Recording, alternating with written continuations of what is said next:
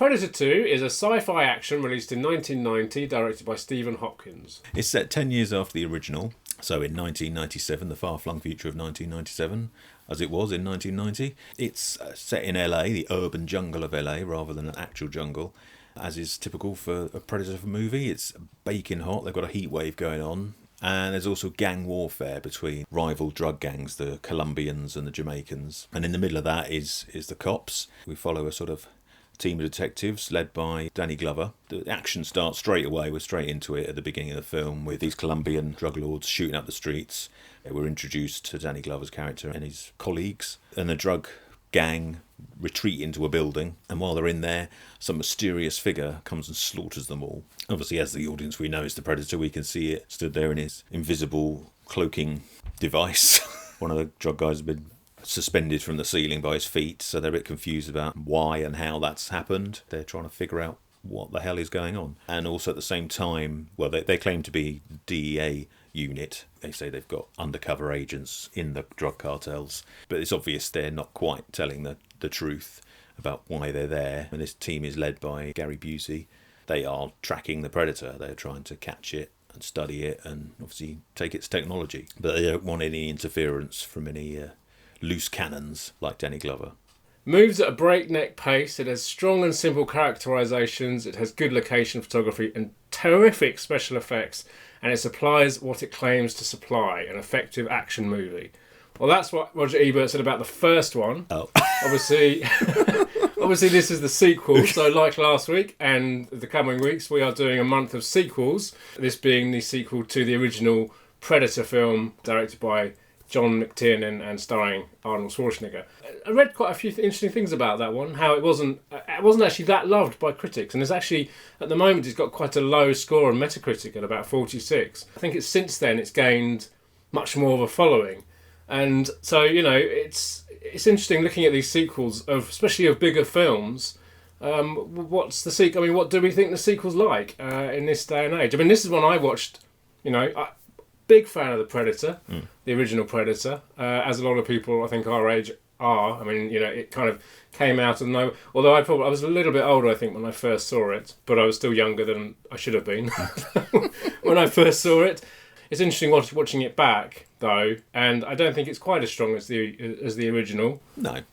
But it's still a lot of fun. I hadn't actually seen it for quite a few years, I don't think, when I watched it for this, to talk about it here. I watched Predator about 18 months ago, and it still holds up. It's still a great film. It's so much fun. It's filmed so well, and it's such a cool atmosphere that film has, which I don't think this film does have. But I have a lot of memories of this film, and I had a lot of joy watching this film the many times that I watched it. And I think it's a lot of fun. It fits in as a decent sequel to the original. Yeah, it's difficult when you have a film like Predator that is just, now obviously it's pretty iconic. It's got so many quotable lines. Everyone says "get to the chopper" and things like that. It's just so memorable. It is difficult to follow up a film like that. Rarely do sequels reach the heights of the originals. This one is still a lot of fun, and it completely changes it by taking it to the city rather than the jungle.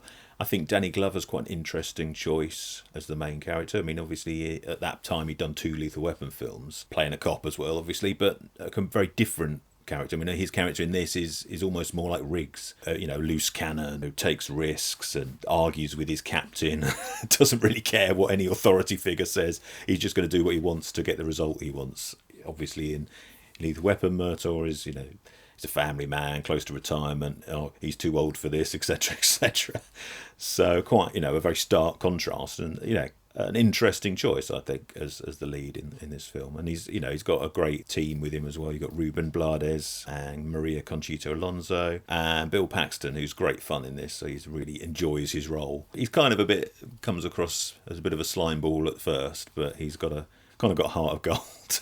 They kind of just gel as a group, I think. And I think the fact that it throws you straight into the action at the start helps. We don't need to set anything up because presumably you've seen the original, you know what the Predator is, you know what it can do. It doesn't waste any time, and it's pretty fast paced. There's no scene where you think, oh, this is dragging on, don't need this stuff. It's pretty tight as far as I'm concerned. I mean, it helps that it's obviously written by the same guys that wrote the original, Jim and John Thomas. So they're familiar with the Predator and what it can do, and they're just sort of expanding the universe. And that's the other thing that I think it does well. It takes the Predator and adds a few elements to it. Obviously, we see the ship, and we saw, not to spoil anything if you haven't seen it, but you do see more than just the one main Predator. And then obviously there's a little homage to the Alien versus Predator comics. So you see an alien head, or skull rather, which is kind of what you want from a sequel. You don't want the same thing rehashed. You want it to sort of build on what's already there, which I think this one succeeds in doing. I love the beginning because the opening shot, you get this line of trees, obviously reminiscent of the original one in the jungle, and then of course it lifts up and you see the city. It's a completely different jungle, and I love the fact that they did do something different and they put it in this urban jungle. So it's a very clever thing to do. Take him out of one jungle and put him into another type of jungle. There's some quotable stuff in here as well. I mean, obviously there's no stopping what can't be stopped and no killing what can't be killed, which of course has been sampled numerous times, most famously probably Ice Cube sampled it on The Predator. I find the characters, there's a lot of character actors in this film. I mean, like you said, you've got Bill Paxton in there. You've also got Adam Baldwin, who's probably mostly known for Full Metal Jacket and other films in his career. But I found them, apart from Gary Busey, who steals every scene in every film he's in, I don't find all the actors, the different actors, quite as iconic as they are in the first film. Oh, no. I mean, Bill Paxton is kind of being what he was in Aliens. And I love this film. I'm not kind of being negative about this film, but I found it at times, it does rush through. It's a little bit messy, it's kind of choppy, bits and pieces, different things going on, probably because there's so many more characters. It's not just a group of... Well, there's the thing, we get to know the team in the first one because we spend the whole film with them pretty much, don't we? Whereas this, obviously, it's got to cut around to different things, so we don't spend as much time with those characters. What does stand out, however, is exactly what stood out in the first one, and that's Kevin Peter Hall playing the Predator. I mean, he is incredible in it, and I mean, that's what's so good about these films, is what he did with that amazing costume. I mean, he's got an incredible costume, which is so cool. He's amazing what he did with it. He's very heavy, he's very tall, he's very large, and he's quite, it's not something you want to meet down a dark alleyway, is it? But then he moves around quite delicately as well, almost like a dancer. And I was reading that he was very inspired by African tribal dancing. It's kind of big, clunky, but very delicate at the same time. And he's so cool. And there's the famous scene in this when, again, if you haven't seen it, spoiler coming up, but of course he grabs, I won't say whose body it is, but he pulls out the skull and the spinal cord, and then he's on top of a building and he kind of goes, rah! and it's just a great looking shot. And it's just, the Predator was such a cult icon. I mean, he's the bad guy, but he's not the bad guy, isn't he? And he's the thing, it's not really a monster movie as such, because no. Yes, he looks monstrous, but he's an intelligent creature, not your traditional monster movie. It's also quite similar to a couple of other films that we've done in the past. We did Surviving the Game. Itself was based on The Most Dangerous Game, which is an older film, which we also covered on the channel. And that's about people kind of going out and hunting prey. Yeah. I mean, in those films, they are hunting humans, which of course the Predator is doing in this film as well. So it kind of links to I'm not sure the roots of the Predator films. I mean, was there a comic? Is that where it came from, or was that something? No, I think it was. Yeah, it was just. It started out as a film, and obviously it's. The comics been going ever since. But no, it was just a script. I think. I don't think not based on anything. Obviously, the original one is the iconic one. That's the one everyone loves. But I think this is a lot of fun. It's not amazing. It's not completely original, but it's got some great stuff in there.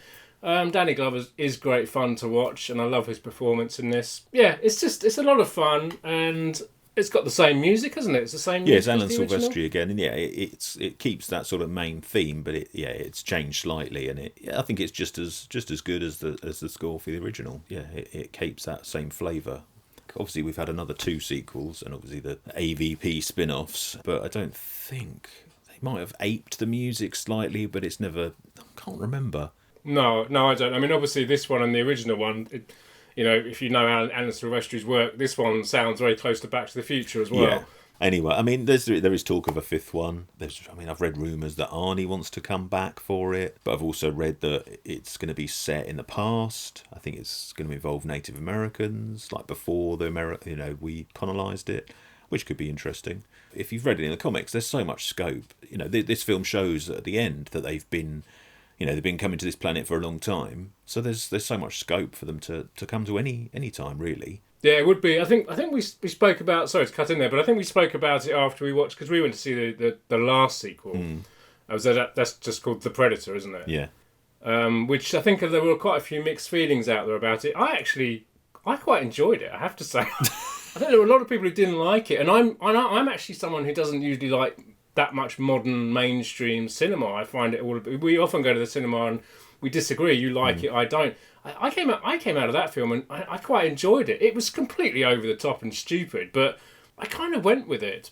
You know, I think it's one of those films, because you're right, they've travelled all over, and you see, obviously, you know, like I said, spoilers, you know, there are moments in this film where you realise that he's probably gone to other cultures and different planets and everything like that. And it would be quite interesting to go further back in time. Yeah. If they were really brave, you know, they could set it. I don't know if you've seen the film Iceman. It came out, I think, 2017. It's set in Neolithic times. I mean, it's sort of a fictional account of, you know, one of these bodies they found buried in, you know, in a bog, basically. So the body's kind of still got skin and hair and stuff. It's a fictional account of how this guy might have ended up where they found him. But yeah, they're speaking a language which no one speaks anymore. There's no subtitles or anything. So the whole thing is just done with, you know, facial expressions and the tone of their voice and things like that. You don't really need to know what they're saying. So, you know, chuck the Predator, you know, he doesn't speak English. Obviously, apart from the odd bit he picks up, you know, chuck him back somewhere like that with with guys with spears, and, you know, they're used to hunting, you know, saber-toothed tigers and things like that. You know, don't have a script, you know, don't have any dialogue. Be brave and different and do something like that. I'd love to see that. That would be really cool. You know, just a bunch of cavemen versus a predator or several predators or whatever. You know, just go nuts with it. Why keep setting it in present day? It's like, what's the point? I mean, you know, if the rumours are true about the fifth one, then obviously they have gone in that direction. Well, we'll have to wait and see what happens with it. But no, I agree. I think to take it right back, I mean, I had flashes of Encino Man then with Brendan Fraser and Sean Astin. I don't know why. I think to take it all the way back to, kind of pre-Man, I think would be daring and would be very original. And I think to see, because obviously they were obviously the original survivalists, weren't they? That's when man first existed and became what we are today. They are hunter-gatherers. You know, that's what they do. So it would be hunter versus hunter. So wouldn't that be more interesting? You need to get writing. Yeah.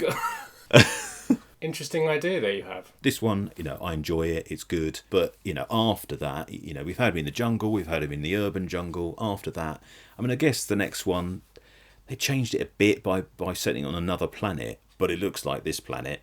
So it's not really. And it feels, because it's a team of sort of hard nuts, it kind of just feels like the first one again. You know, it's okay. I think, although to be fair, I think it's better than the last one, which again had its moments, but I think there was too much humour that just didn't fit. And that massive giant predator, which was all CGI, just looked crap. Is the predator not scary enough? Again, it's this thing where we've got this thing, we've had it in a few. Now we need to sort of amp it up a bit by giving him a few extra feet. Now he's taller than the normal predator, so now the normal predator's not good enough anymore. This is the thing, every time they make a sequel to one of these sort of franchises that everyone loves, you're just hoping and praying that it's good, but 9 times out of 10 it's not. So, fingers crossed for Predator 5. So you have this on Blu-ray, I take it? Yeah, and you've probably got on DVD as well. I've got them all. I've got them all on Blu-ray. So, I've got a nice shiny steelbook, which is very pretty. So yeah, I mean, it's got some extras on it. It's got a commentary with Stephen Hopkins, a commentary with the writers. It's got behind-the-scenes stuff. So yeah, there was quite an interesting behind-the-scenes. I think it's about half an hour, and it's got interviews with the cast and the crew and stuff, and quite a lot with Stan Winston. Obviously, you know, Stan Winston and his team made all the costumes and everything, and I think they had a whale of a time, because obviously they were making more Predators, and even though, you know, the one in this one looks similar to the one in the first one. It's not. If you could put them side by side, they don't look exactly the same. Because you said, yes, they're the same species, but they're not the same predator, so they need to look slightly different. And then, of course, you see loads of them at the end, and they just went to town. And I think each one of his team had their own predator.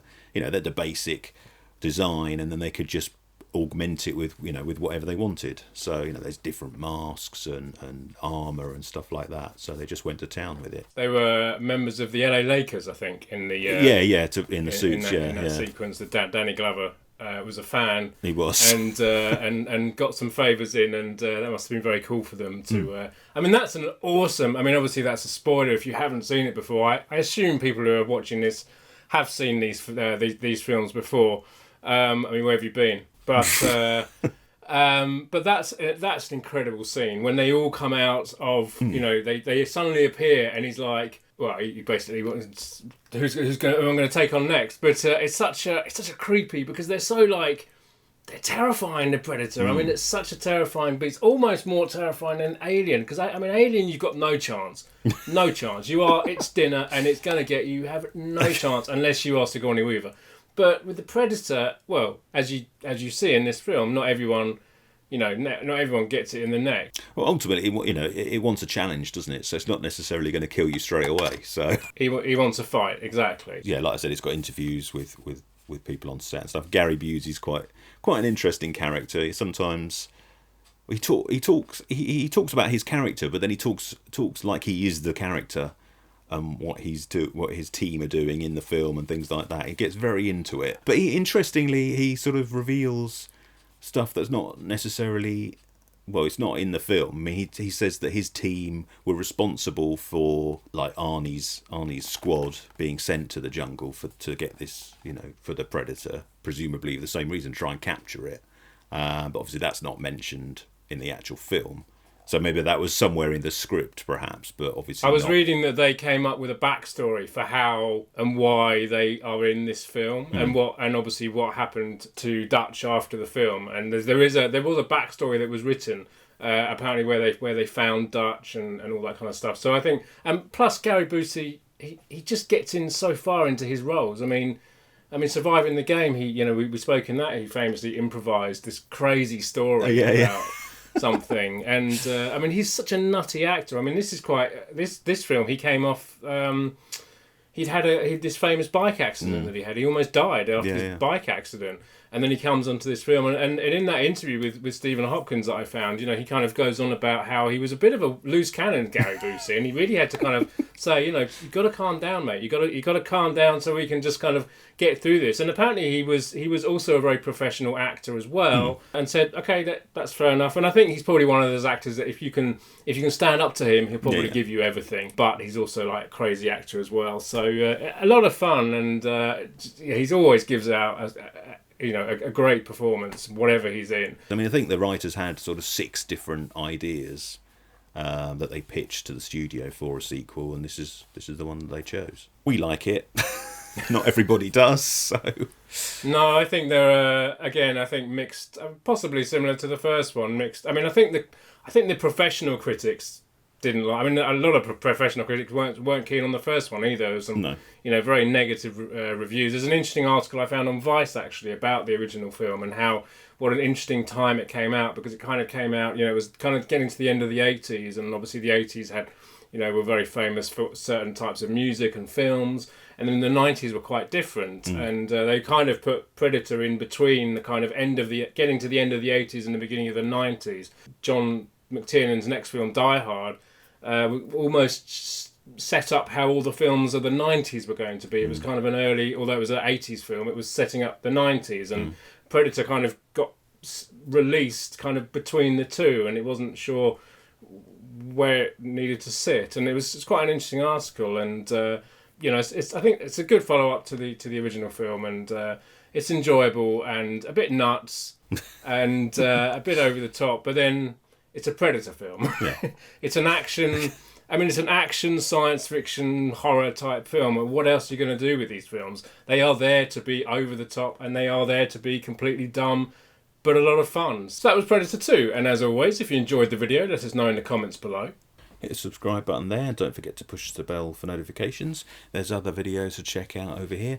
Come and find us on Twitter, Facebook and Instagram, and join us next week for another video.